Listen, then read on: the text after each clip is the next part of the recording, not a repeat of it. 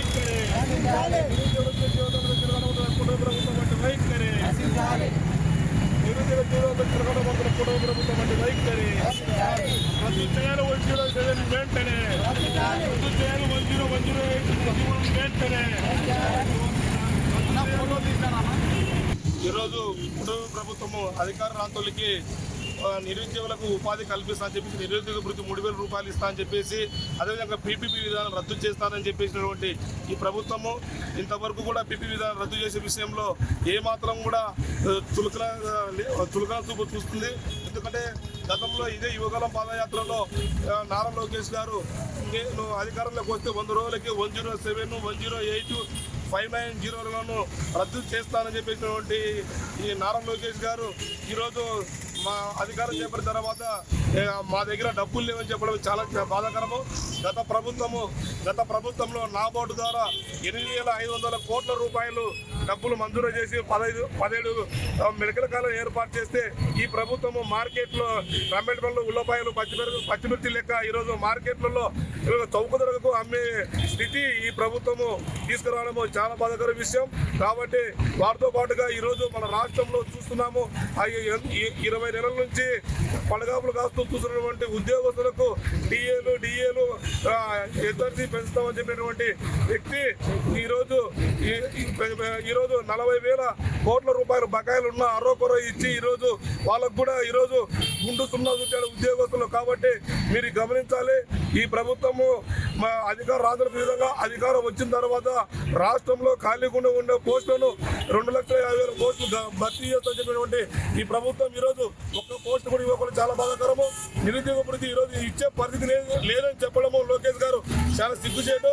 అదేవిధంగా విద్యాశాఖ మంత్రి లోకేష్ గారు, వైద్య శాఖ మంత్రి సత్యకుమార్ యాదవ్ గారు కూడా ఈరోజు మా దగ్గర మెడికల్ కాలేజీలు కల్చేయడానికి డబ్బులు లేవని చెప్పడం చాలా సిగ్గుచేటు.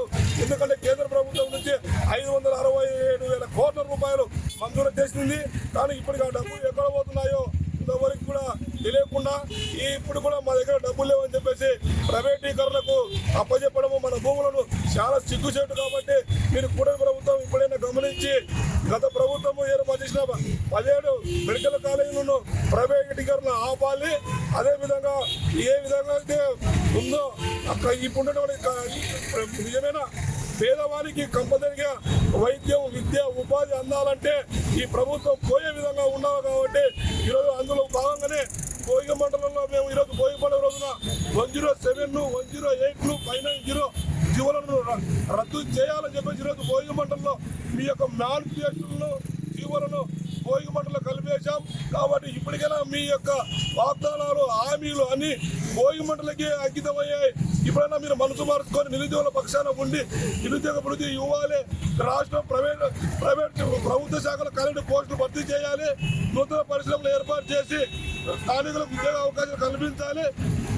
ఈరోజు జగన్మోహన్ రెడ్డి గారు గతంలో ఉన్నప్పుడు కూడా చెప్పాడు. ఈరోజు ప్రెస్ మీట్ పెట్టి ఆయన ఎవరైనా సరే టెండర్లు వచ్చి వేసుకోవచ్చు అని చెప్పిన ఈ కూటమి ప్రభుత్వం మెడికల్ కాలేజీకి కానీ ఒక్కరు కూడా రాకపోవడం అనేది మనం గమనించాలి. ఈరోజు నిజమైన డిమాండ్ కాదు కాబట్టి ఎవరు కూడా ముందుకు వచ్చి దాన్ని టెండర్ వేసేదానికి రావడం లేదు. కాబట్టి ఇప్పటికైనా మీరు గమనించి ఈ పీపీపీ విధానం రద్దు చేసి మీరు తక్షణమే కాలేజీలకు మీరు ఈరోజు ప్రైవేటీకరణ ఆపాలని చెప్పేసి మేము తెలియజేస్తాను. నాగరాముడు AYF జిల్లా కార్యదర్శి.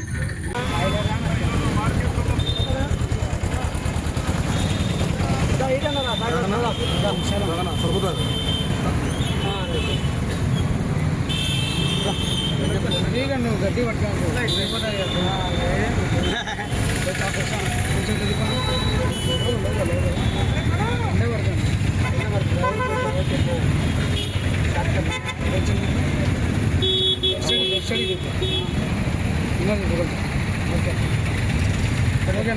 రాష్ట్ర వ్యాప్తంగా మెడికల్ విద్య ప్రైవేటీకరణలో భాగంగా కూటమి ప్రభుత్వం అధికారంలోకి వచ్చిన తర్వాత 107, 108, 590 జీవోలను తీసుకొని వచ్చి మెడికల్ విద్యను పేద బడుగు బలహీన వర్గాల విద్యార్థులకు అందకుండా ఉన్నవారికి మెడికల్ విద్య అనేటువంటి పద్ధతుల్లో ఈరోజు కూటమి ప్రభుత్వం మెడికల్ విద్యను పీపీపీ విధానం పేరుతో ప్రైవేటీకరణ చేయడాన్ని వ్యతిరేకిస్తూ ఉన్నాం.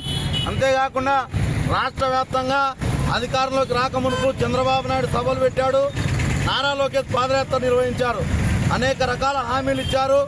ఈ హామీలు ఏవి అమలు చేయకుండా ఈరోజు నిరుద్యోగులకు ఉద్యోగ అవకాశాలు ఇవ్వకుండా మేనిఫెస్టోలో చాలా రకాల హామీలు ఇచ్చారు. ఏ ఒక్క హామీ కూడా నెరవేర్చలేదని చెప్పి తెలియజేస్తూ భోగి సందర్భంగా మీ మేనిఫెస్టోను అదేవిధంగా 107, 108 జీవోలను ఈరోజు భోగి మంటల్లో దగ్ధం చేశాం.